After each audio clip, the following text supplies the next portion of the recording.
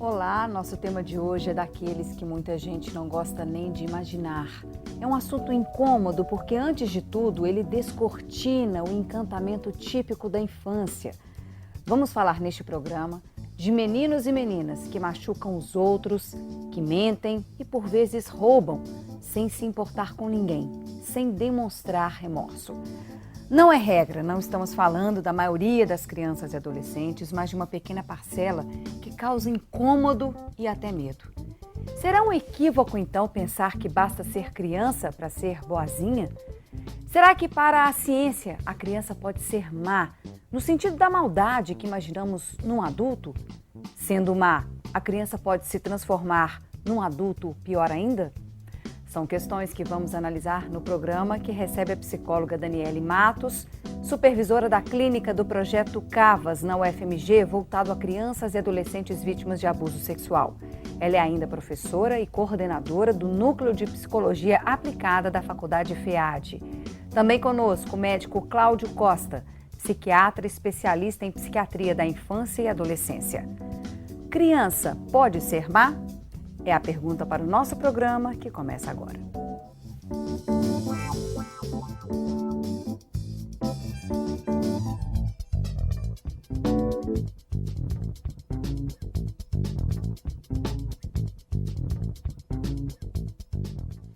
As crianças podem ser tão ou mais cruéis do que os adultos. A afirmação foi feita à revista Galileu pelo médico Fábio Barbirato, do setor de psiquiatria infantil da Santa Casa do Rio de Janeiro.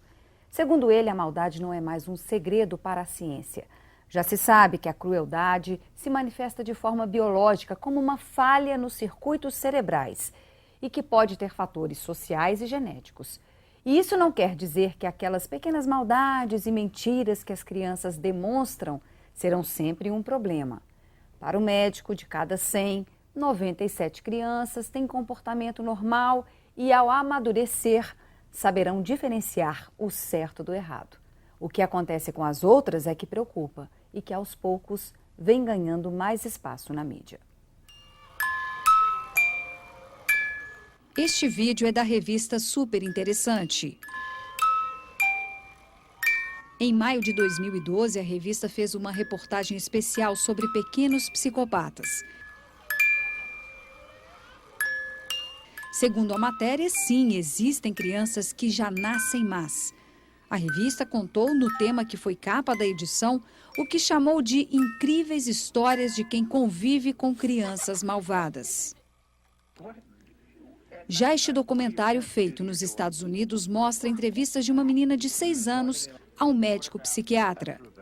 Em A Ira de um Anjo, Beth Thomas demonstra falta de afeto e nenhum remorso. And what would you do to him, Beth? Stab him. Okay. What would you stab him with? A knife. Órfã de mãe no primeiro ano de vida, Beth foi abusada pelo pai biológico e depois colocada num programa de adoção. Na nova casa, ela começou a perseguir e machucar o irmão. Squeeze it. A menina fria e calma, que não demonstrava culpa alguma, foi levada a um centro especializado em crianças com desordem emocional e recebeu o diagnóstico de transtorno do apego reativo. Com o tratamento, Beth superou a total incapacidade de se relacionar com o ser humano ou criar laços de afeto. E já enfermeira formada, criou ao lado da mãe adotiva uma clínica para crianças com distúrbios graves de comportamento. Bom, em primeiro lugar, vamos dar boas-vindas a vocês neste programa. Muito obrigado. Que se inicia com a pergunta. Então, uma criança pode ser má? Vamos começar por você, Daniele. Como a psicologia responde a essa indagação?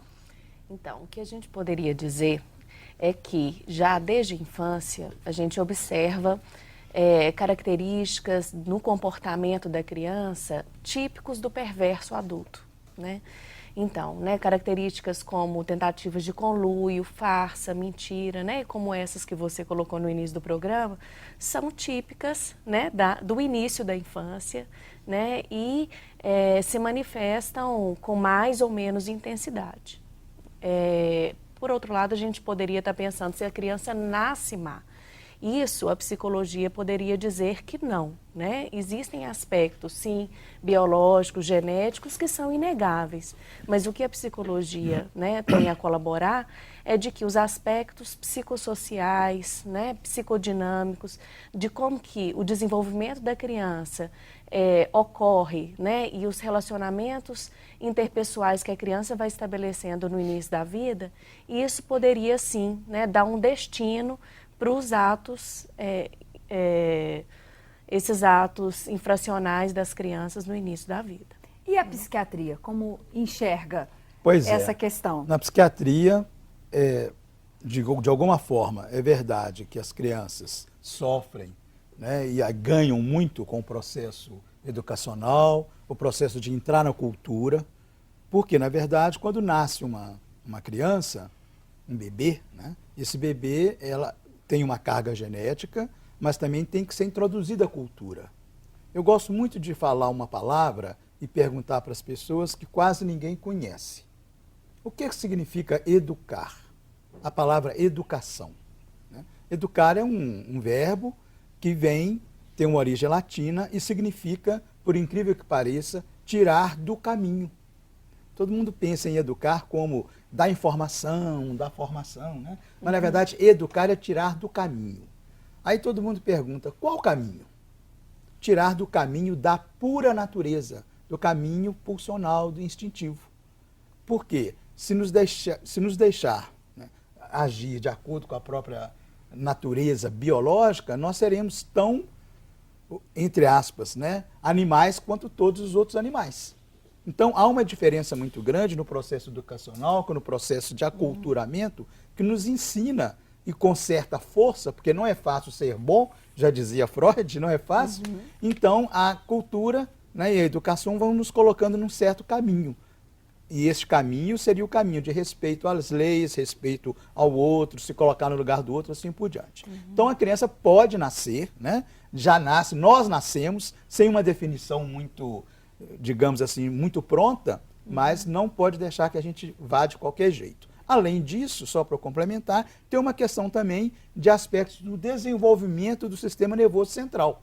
O nosso cérebro, ele traz uma série de informações, uma série de capacidades. E, infelizmente, alguns cérebros podem não estar lá muito bem preparados para funcionar neste mundo. Bom, então, na visão aqui do médico, psiquiatra, nós nascemos com essa tendência, né? Não é uma capacidade. É uma capacidade. Há uma conjunção de fatores, mas quer dizer que uma criança pode ser má, sim, também para a psicologia, Daniela. Sim. Sim, Esta a criança resposta, manifesta, né, comportamentos. Que podem ser ditos de maus comportamentos. Agora, quando se usa que uma criança é má, essa palavra má tem que ser muito bem definida. Não no sentido, talvez, só puramente moral, né? Mas que faz atos que contrariam a convivência com o outro, o respeito ao outro, né? E aí sim, estão vários exemplos que já apareceram naquele primeiro filmezinho, já mostra muito essa incapacidade daquela criança de respeitar o outro, de se colocar no lugar do outro.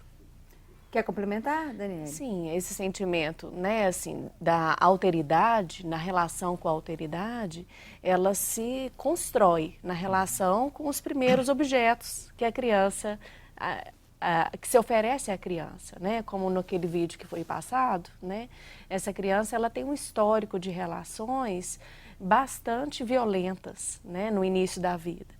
E essas relações que ela vai também reproduzir com o irmão na medida em que ela é adotada, né? Tanto que depois ela vai para aquela instituição, para depois ter uma educação no nível de confiabilidade e, enfim, aquela educação que o Dr. Cláudio estava dizendo, né? Nesse nível de desviar os instintos, né, para um benefício mais sublime. Né? E às vezes, né, infelizmente, mesmo, digamos, numa família boa, né, tradicionalmente boa, num ambiente que seria favorável, uma ou outra criança pode se desenvolver de uma forma totalmente diferente do padrão que ela recebe. É este tipo de criança que assusta demais, porque ela tem comportamentos repetidamente, né, contrários ao que lhe é ensinado, ela comete maldades com pequenos animais, ela pode fazer pequenos atos assim de planejar até um determinado prejuízo para o outro e principalmente uma característica que nos horroriza muito, essa criança não se arrepende do que faz, não há menor arrependimento, não há a condição de se colocar no lugar do outro e perceber como é o sofrimento do outro. Por outro lado também, nós estamos falando aqui de casos de crianças violentadas, que era o exemplo do documentário feito nos Estados Unidos. Você trabalha também com crianças assim, não quer dizer que todas também vão ter comportamentos malvados, né, Daniela? Isso também é importante ressaltar, porque nós estamos falando aqui de uma conjunção de fatores que leva essas crianças a atos, né, incompatíveis com os padrões. Sim, o que as pesquisas demonstram é que as crianças que sofrem maus tratos, violência, existe uma tendência maior de reprodução desses atos, né, um mecanismo que a gente denomina de identificação com o agressor, né? Então essa criança, ela acaba se identificando, né, com aquela violência que ela sofre passivamente e ela ativamente reproduz essa violência. O que não significa dizer que 100% das crianças que sofrem maus tratos terão esse destino, né? Mas existe sim uma forte tendência.